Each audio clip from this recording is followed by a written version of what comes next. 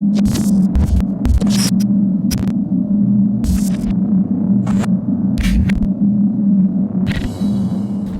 morning and welcome to what I think will be the second instalment of the French motorhome adventure. This morning we were just packing up the motorhome to leave our campsite on Lake Annecy. We're going to head to Mont Blanc this morning and the famous ski resort of Chamonix. Started my day right, as always, with some strong supplies, vitamins. We have literally just had 2 days of straight rain so far. However, today the weather is looking better. Goodbye, Lake Annecy campsite. I would say it's been a pleasure, but it has just pretty much rained the whole time. Today we're heading about 1 hour 30 east over towards Chamonix, which is just off the side of Mont Blanc. And for today's ride, we're gonna need our passports. Don't hit the cyclists.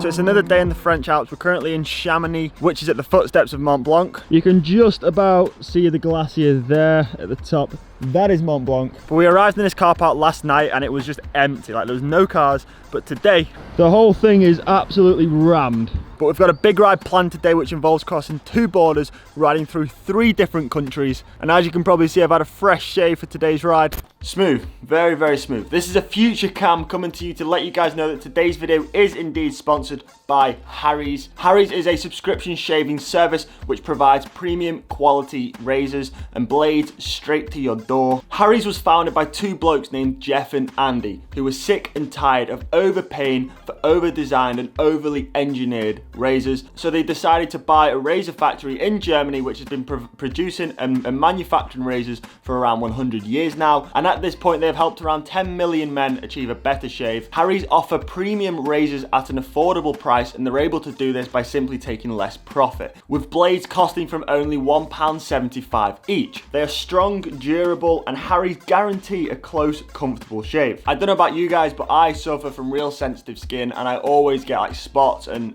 cut myself when I'm shaving. However, I've been using Harry's now for like the last 3 or 4 months, I think, and as you can see, my skin is beautiful. Harry's also do great things in the community. They donate 1% of their profits to men's mental health organisations, which is just great. So you can start your subscription with a trial set now, costing only £3.95. Harry's sent me their trial set, which includes a weighted handle with textured rubber grip, a 5-blade razor cartridge, foam and shave gel, and a travel cover to protect your blade when you're on the move. With the trial pack, you also get a free shower gel. All you guys need to do is head over to harrys.com/Cameron to redeem your offer and join over 10 million men who have already tried Harry's. Again, that's harrys.com/Cameron to redeem your offer, and on with today's video.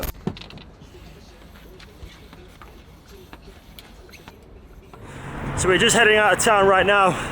It's a pretty flat start for a real bumpy ride. Quite a few big climbs today. First border we're going to be heading to is the Swiss border. Not completely sure how far that is to that point, but the ride in total is going to be about 100 miles today. Chris, when was the last time you rode 100 miles? 2008. I mean, you have got an electric motor on your bike today though, so yeah. You should be alright. Chris has made the questionable choice of wearing gloves today. Have you not seen how hot it is, mate? It was freezing when we set off. Yeah, guys, it looks freezing, doesn't it? Although it does look cold up there. There is ice and snow at the top of that mountain. The first climb of the day, the Col de Montet. And I'm not going to lie, this road out is pretty busy, so hopefully it gets a little bit quieter. Though we have got a cycle lane, so I'm not going to complain too much. How are we doing back there, Chris? Give us a 5k update. So far so good, yeah. So the French Alps are full of tunnels. We're about to go through the first one right now, and it's got its own cycle lane. So there's no cars through this tunnel. That's so sick. Woo!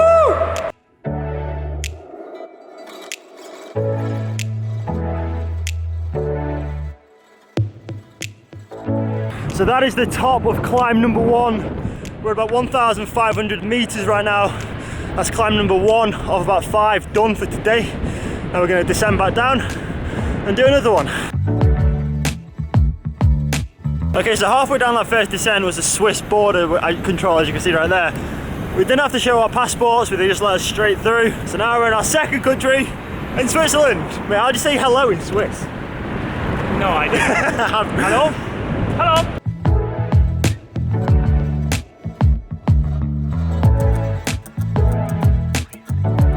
Honestly, man, the tarmac in Europe, in France, in Switzerland, wherever we are right now, the roads are literally insane. I reckon the roads here have got to be some of the best roads in the world for riding the bike. They're so smooth, so fast, and just a hell of a lot of fun. Yeah, boy. If there's two things the Swiss do well, it's bank accounts and roads. I can't get over how smooth they are. We just made it to the top of climb number 2. Again, we're about 1,500 meters in the air, and this view is insane. Look at that. How you feeling, mate, so far? Yeah, I'm still riding a little bit conservative. I'm really terrified of this next climb. Actually terrified. You know this climb that we're about to go up? Yeah. That is considered one ride for me back home. Yeah, it's I think that I've not told the vlog about the next climb yet, but sorry. Yeah, it's a big one.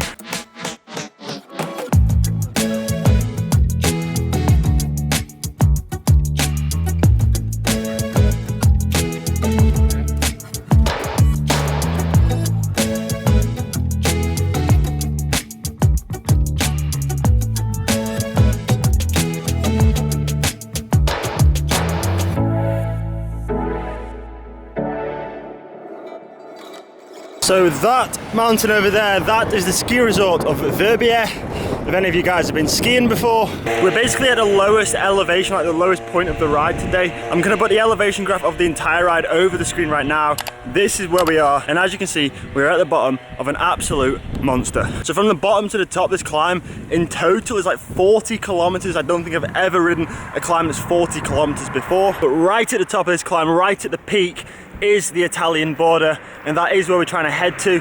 So unfortunately we've got no choice but to do it, but there is points that drop down to like 2 or 3%, and the tarmac is like this, so it shouldn't be too bad. So there is the sign, the Col Bernard, 25k to the top. I reckon that's about an hour 45, it's maybe 2 hours away. At the minute it's still like really green around us, but I'm looking up in the distance and I can see at the top of the hills there's plenty of snow around, so I reckon eventually it's going to get a bit colder, but at the minute, according to my Wahoo, it's about 30 degrees.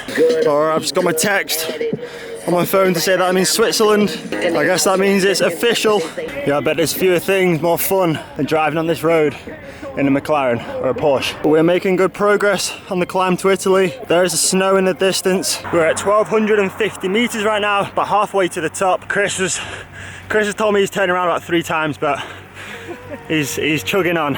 It's getting tough, isn't it, mate? A little bit. I cracked a little bit, but my legs feel all right. Like, yeah? It's a bit like when I get drunk. I'll have one drink and I'll be instantly drunk, but then I'll get no worse. And the legs felt like this at 10k, so we might be all right. Yeah, we don't endorse drinking, by the way. No, of course not. But we're just kind of getting to that barrier now where as you get higher with the elevation, the oxygen gets a little bit thinner. Starts to get a little bit harder to push in the pedals.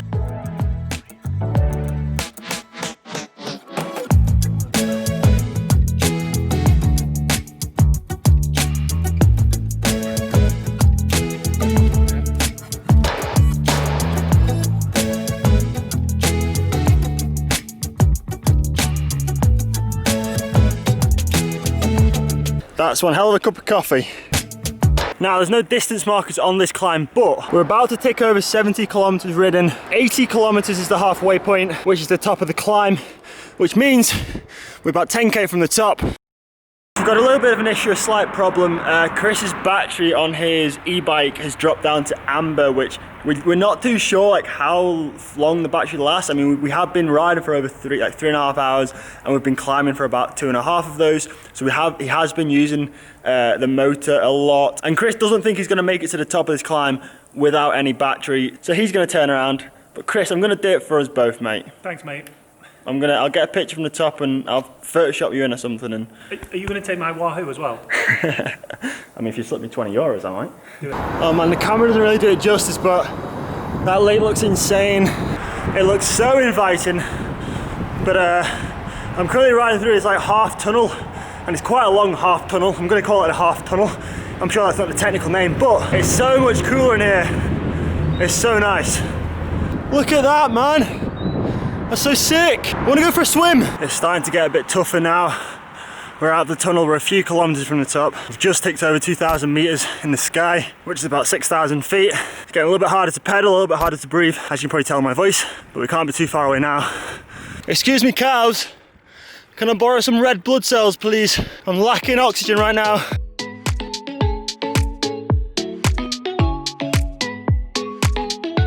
We are officially at the snow line. And this is it. I mean, there's no big sign. There's a welcome, and we are now in Italy. We have been greeted by this incredible lake and view from the top of the climb, man. This is insane. So we're at 2,500 meters, we're at the top of the climb. I'm just gonna start descending down the other side because I think the actual Italian border is a little bit like down the descent rather than the actual top of the climb, which I feel is like where it should be. So this was the Italian border control man. He was actually very pleasant and just waved me straight through. Yep. And there is, ladies and gentlemen, the sign for Italy. Again, I didn't need my passport, they just let me straight through. And right now, I would love nothing more than to descend down the other side of this mountain and continue the ride. However, I had a look, and for this route to be a complete loop, it would be over 330 kilometers, which is a little bit far today. There's actually an event called Tour de Mont Blanc, which does the entire loop, which is 330 kilometers. But for now, I'm gonna head back with that little rise, descend down this mountain. It was a quick can of Italian Coke to recognize this momentous moment before turning around and heading back down the 40-kilometer descent. You heard it right, 40 kilometers going downhill.